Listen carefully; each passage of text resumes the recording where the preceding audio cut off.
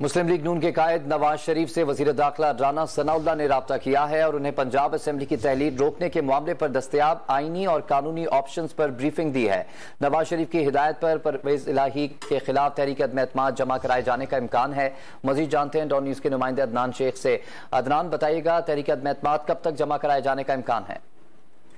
जी बिल्कुल, आज जो है पंजाब असेंबली में तहरीक अदम एतमाद जमा करवाए का ऐलान है। इम्कान है हम पाकिस्तान मुस्लिम लीग के जो रहनुमा है राना सनाउल्लाह, उनसे टेलीफोनिक रब्ता हुआ नवाज शरीफ का और राना सनाउल्लाह ने नवाज शरीफ को पंजाब असेंबली के तहलील रोकने के मामले पर दस्तयाब तमाम आईनी और कानूनी ऑप्शन पर ब्रीफिंग दी है, जबकि नवाज शरीफ ने पंजाब असेंबली की मुमकिन तहलील को रोकने के लिए हर मुमकिन इकदाम करने की भी हिदायत की है। जबकि नवाज शरीफ की हिदायत पर वज़ीर आला पंजाब के खिलाफ तहरीक अदम एतमाद आज जो है वो होने जमा किए जाने का इम्कान है। तहम अभी कुछ अरकान असेंबली के दस्तखत रह गए हैं। जब ये दस्तखत मुकम्मल होंगे तो तहरीक अदम एतमाद जो है पंजाब असेंबली जमा करवा दी जाएगी, जबकि नवाज शरीफ और मरियम नवाज की इजाजत मिलते ही वज़ीर आला पंजाब के खिलाफ तहरीक अदम एतमाद जमा करवाई जाएगी। जबकि नवाज शरीफ की जो है राना सनाउल्लाह को पाकिस्तान पीपल्स पार्टी के शरीक चेयरमैन आसिफ अली जरदारी से भी मजीद मुशावरत करने की हिदायत की गई है। जी ठीक है अदनान शेख, आपने अपडेट किया, आपका बहुत शुक्रिया।